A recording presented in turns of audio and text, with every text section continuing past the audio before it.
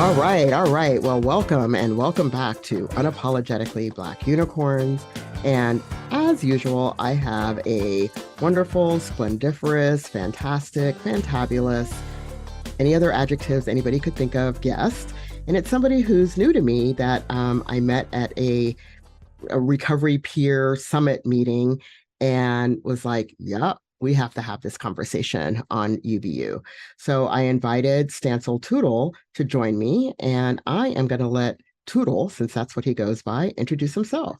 Good evening, afternoon, morning, whenever you are listening.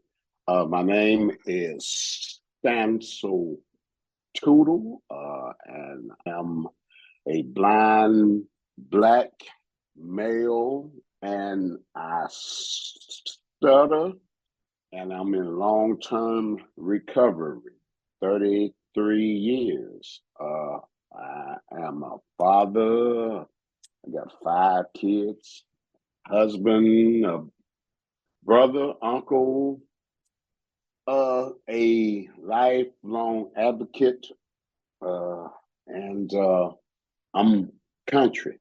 And I'm glad to be here. I'm looking forward to also getting to know my host better, because just like she said, we recently met and here we are. Yeah, here we are. And snaps, claps, thumbs up to the 33 years in long-term recovery. So I'll probably have the producer throw in some applause there for you, and for everybody who's reaching their recovery.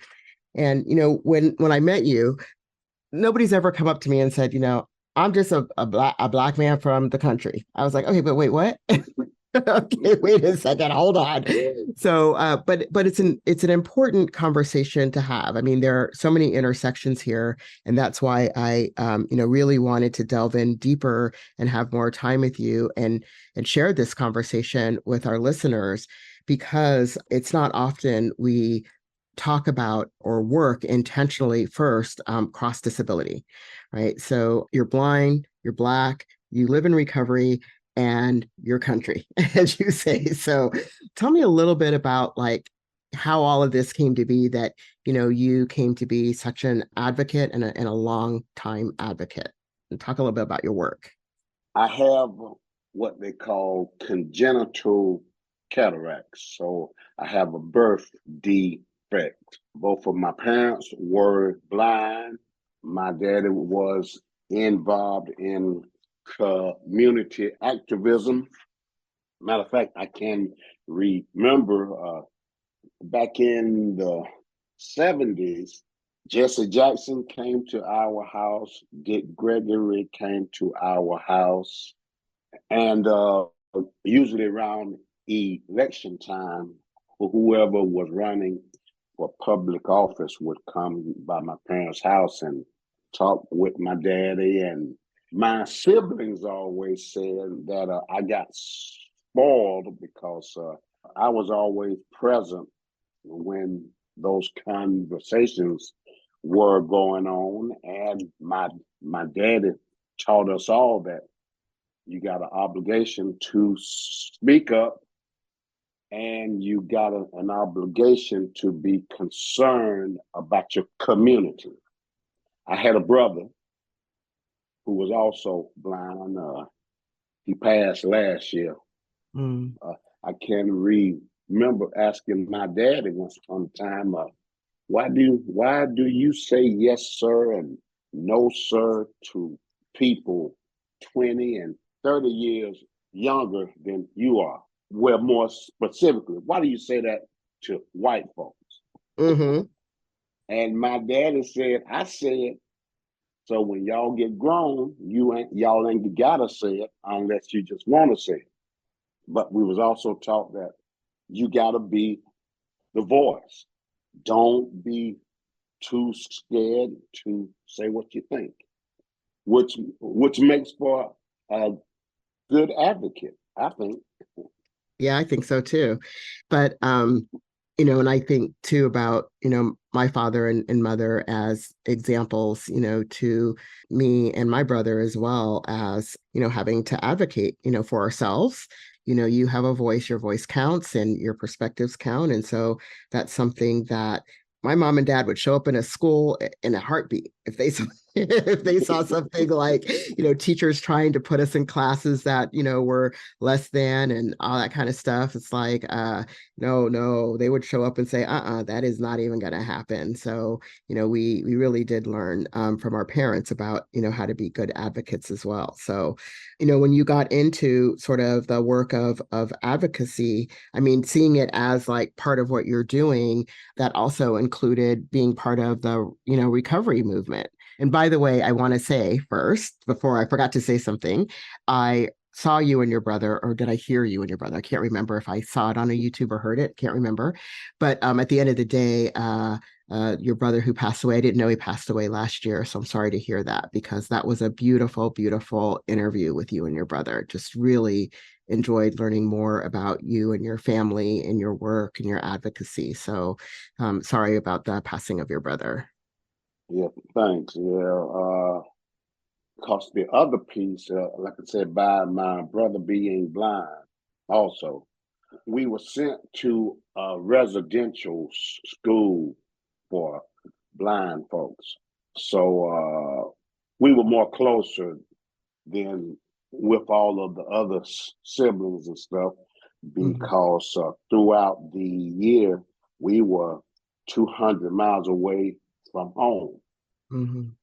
He was 4 years older than me, but Yeah, we were yeah, the team. We were the yeah, team. yeah. Once he came in, them people say, "There come them Tootle boys." So tell me about your recovery journey a little bit. Like I said, 33 years. I went into treatment to hide. I didn't go into treatment because I wanted to stop using drugs. I went into treatment to hide because I had done got into some trouble and some people were looking for it. Mm, When I was using, I had tried to quit several times because another thing that my parents taught us is by you being blind and by you being black, you got to work twice as hard as the average person if you want the same type of recognition that the average person get.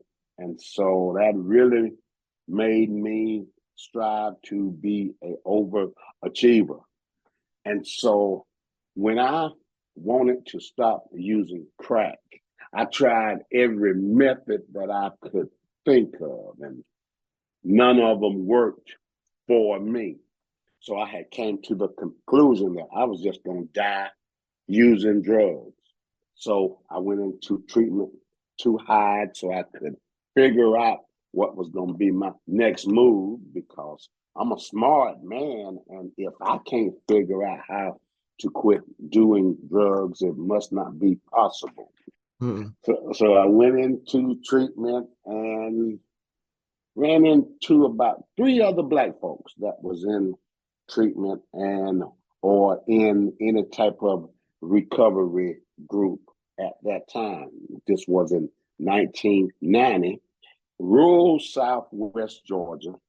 Over 30 years ago, it was rough. And so my objective when with recovery in the beginning was to free those other black people that I ran into who had been brainwashed by the 12-step model, which is what my foundation is built on. And so my decision was, if you want to prove that something don't work, work it. So I dived into the 12 steps and I tried to follow it to the best of my ability so I could figure out what the trick was, so I could call them people at 60 minutes and have them to come down here and so I could show them that, these black folks been brainwashed and here's the trick. mm. 33 years later, You still try to find a trick.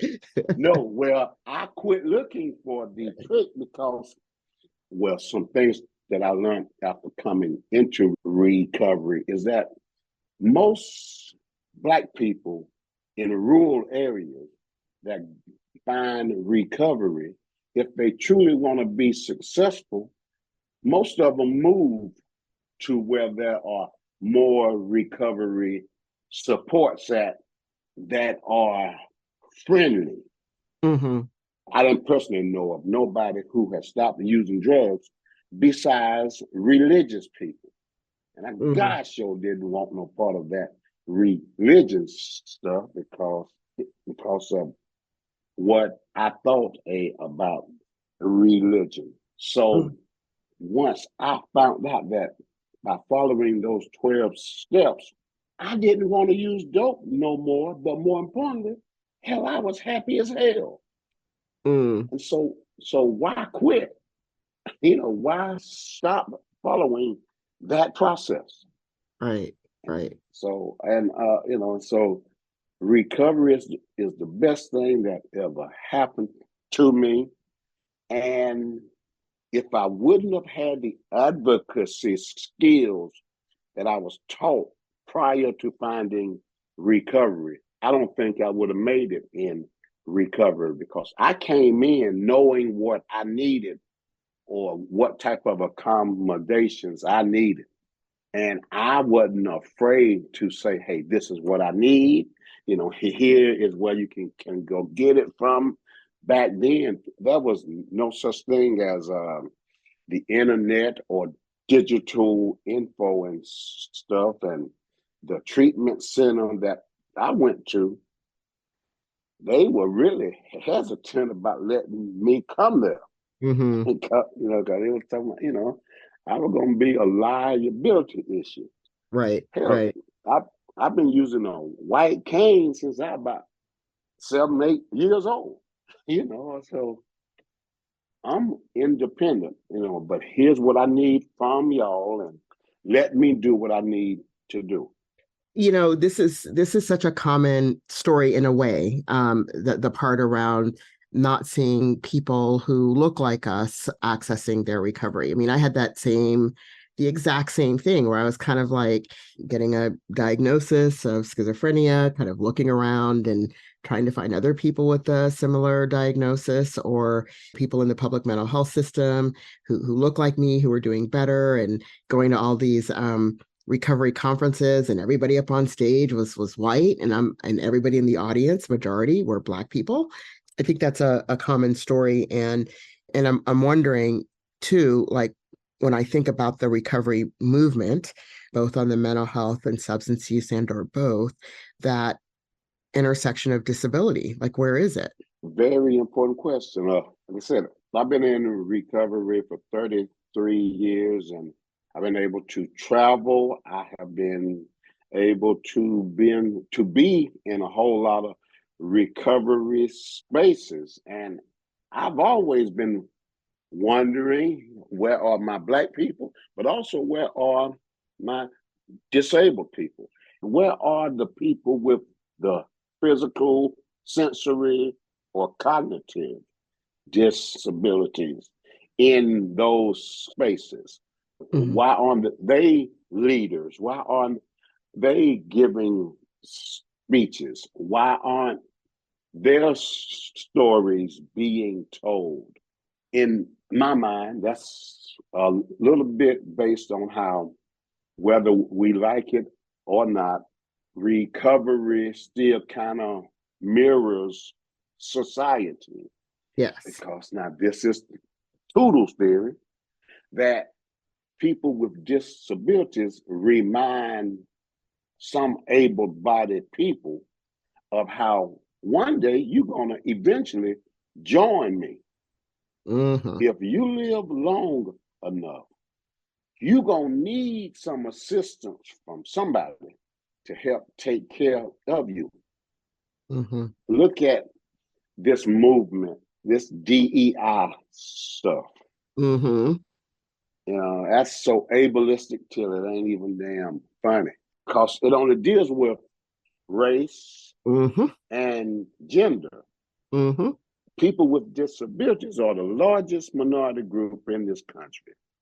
And I got some real good friends, I think, that are, quote, DEI experts. And they be going around talking and doing trainings about that stuff. And when I ask them about, well, hey, when you gonna include people with disabilities in this DEI stuff, they say things like, well, that's another topic. How in the hell is this another topic if we're talking about diversity, inclusion? Yeah. It goes back to, even though we want to make you uncomfortable because you got some jacked up racial policies, but we don't want to make you uncomfortable because you got some ableistic policies. Well, we're going to make people uncomfortable. That is our job. That's what activists and advocates do. If we stay in our comfort zone, we're never going to grow, right? We just had this conversation on a statewide project I've been working on here in California, and the project was, focused on race equity for a particular reason. Yet I realized as we were kind of working on it and kind of looking at how people were talking about people with psychiatric disabilities, Mm-hmm. I was like, wait a minute, nope, we're going to have to reframe this thing.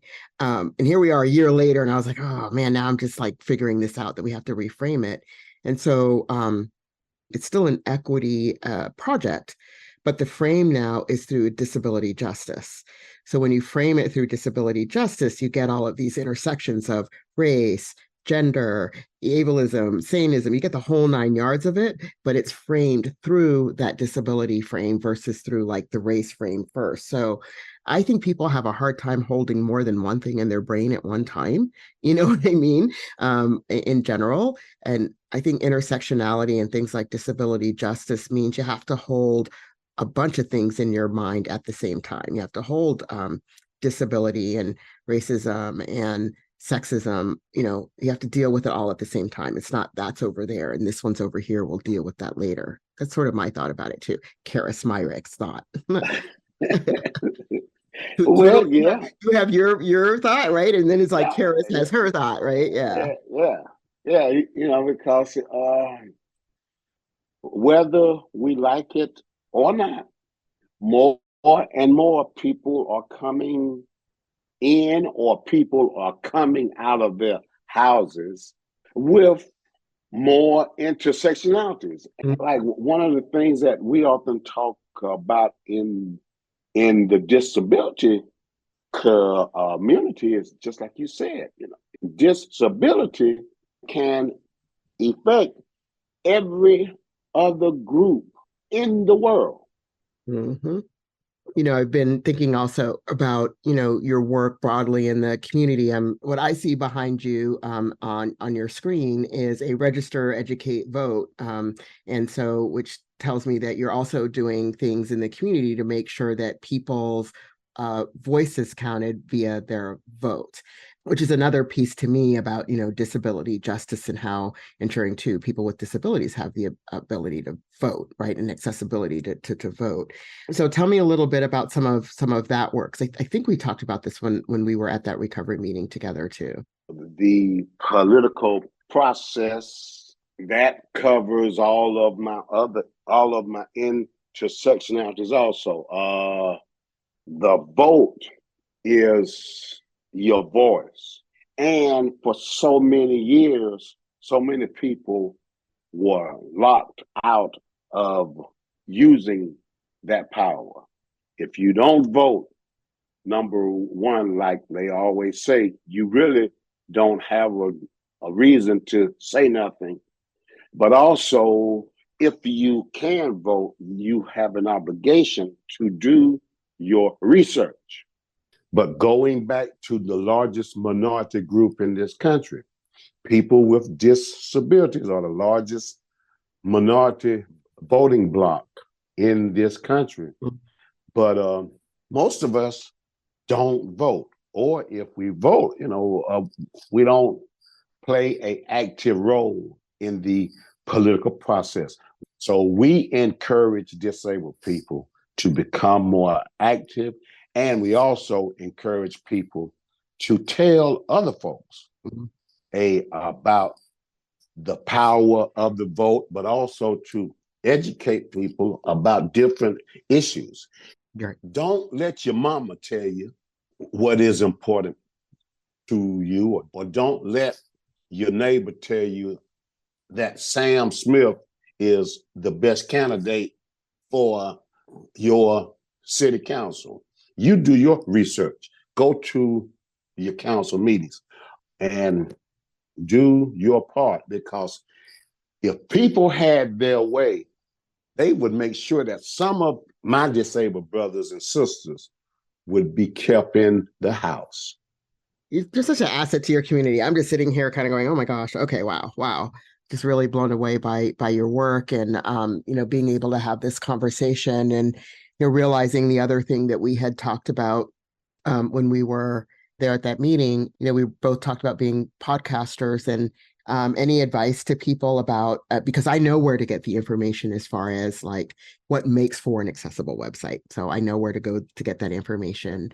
I know in the recovery community in particular, nowadays when people are introducing themselves, they're doing descriptions of themselves and their background, which I did not start this meeting with. We just jumped in, but you've heard me describe myself. I still that same person and my background is blurred out. But anyway, so you know what? Yeah. You know what? Let's talk about that for just a minute. Yeah, let's, because I have mixed information about that whole situation. Well, it's one of them type deals. I guess the best way to describe it is it's best to ask. But now here's my issue with this people describing their self. Number one, are you gonna tell me the information I want to know? And are you gonna tell me, like, if you got a mole on the side of your jaw and I'm wearing a beige shirt and behind me are pictures of blase, blase, blase, blah. Now, if that information don't have nothing to do with what we're gonna be talking about, what's the point? That stuff is useless. Unless we talking about fashion, or unless we talking about makeup. What's the point? Because under normal circumstances, if we were face to damn face, I still wouldn't know how your ass looked. But so I think that was a bunch of seeing people got together and said, let's do this because this would help those people that can't see. What is most important? I mean, I think there's the face-to-face, like what's important. And then there's, I think some of this to me also cropped up during Zoom, right? Where people are on Zoom, and that's where at least I had more introduction to people doing this, kind of self-description sort of stuff. And to me, then the question is, what is important? Like what's important? Yeah. Because prior to Zoom, you never saw no speaker at the podium describing themselves, because it didn't have nothing to do with their presentation. But it's an instant feel good for people that can see that they are, quote, being more accommodating. But I just don't see the use in it. And I got some other blind folk who done cuss me out when I vocalize that too, because but that's Tootle's theory. Tootle's theory. Okay. Yeah. We're gonna have to call this podcast Tootle's Theory. But I think for me, the thing that I do want to be most cognizant of during meetings, whether it be on Zoom or in person, but I think is, and maybe I'm lucky that I have somewhat of a distinctive voice, that people are able to put my voice to my name. So even if you can't see me from afar, or if I'm not on screen, or if you can't see me at all, that when you hear this voice, it is attached to this name, Karis. So, and I know it might take people a little while, so I say, oh, this is Karis talking. This is Karis. Even when I'm off screen, I will say, oh, this is Karis, and then I'll say what I have to say so people can place like, where is that, disembodied voice coming from? You know what I mean? That's different. Yeah. That's now to say your name when you speaking. Now that is appropriate. Mainly, because like on Zoom, whenever a person is speaking, from what I have been told, their name pops up. So if you are the speaker, it is appropriate to say what your name is. And usually, even when I attend meetings in person, and I've been doing this for years, I always ask, if at all possible, whenever somebody is talking in the room, could you say what your name is so I can associate a name with a voice? Now that's totally different from describing what you got on or how you look. Or like I say, you ain't gonna tell me nothing that's relevant to what I want to know. Yeah. And the only other thing I might do, because because of my distinctive voice, I will identify my gender, because some people don't know what my gender is, because my voice can either be that of a man, or it could be that of a woman, or it could be that. So I do that just because if you don't know who I am, as a matter of fact, somebody was texting me, did you change your gender? I was like, what? what gender am I now? Like, what's going on? Well, they called you a he, and I'm like, okay, well then they don't know me, and they probably just heard my voice and may assume that I was male. Again, no harm, no foul. I get how that can happen. You got a real good radio voice too. Oh, thank you. I have been told. Yeah. I have been told. I may need for you to make me some commercials, because I own an internet radio station, so okay. I'm in need. All right, talk to us. You got an audience here who wants to know about your internet radio station, so you have the platform. Tell us about it. Called Third Eye Radio Network. We can be found on Get Me Radio. We can be found on OO Tunes. We can be found on Live 365. I'm a music connoisseur. The only thing closer than my brother to me throughout my life has been music. I love music. I love and in my spaces, there's always music playing. Always. That's how it was at my daddy's house too. So there's no telling what you gonna hear on Third Eye Radio, but it's all stuff that I personally picked out and loaded up there, and I'm legal. And so you're legal, okay. Yeah. Well, thank God you said that, right? So thank you. Yeah. I'll pay royalties and stuff. Yeah. Yeah. Okay, definitely. We'll check it out, and we'll make sure that all of the links are in the description and make everything accessible. Okay, got it. Yeah. And you're gonna have to come on my podcast. All right. That's exactly how this works. That's exactly how, so share and share alike. So as we're getting ready to wrap up, there's one thing that I ask all of my guests to do. I call it wisdom dropping. I have no idea where I came up with that, but that's what it is. And it's just an opportunity for you to share that one piece of wisdom that you didn't share, or that, you want to make sure our audience has, if it's an action step, anything. So what's your wisdom dropping before we log off here? Well, I end all of my shows, DJ shows, my podcast, everything with be good to yourself, be good to each other, and please be good to this planet. Snaps, claps, thumbs up. Thank you so much, Tootle, for joining me on Unapologetically Black Unicorns. Thank you. Thank you. Thank you. Peace, y'all. All right. Peace out. And, for our listeners, y'all know where to find us. You know what you're supposed to do. The producer says, comment, like, subscribe, all that fun stuff. And I think the most important thing to do is to share the podcast with others. There are going to be people who need to hear the messages that Tootle shared and hear the conversation. So make sure to share. And until then, we'll see you next time on Unapologetically Black Unicorns.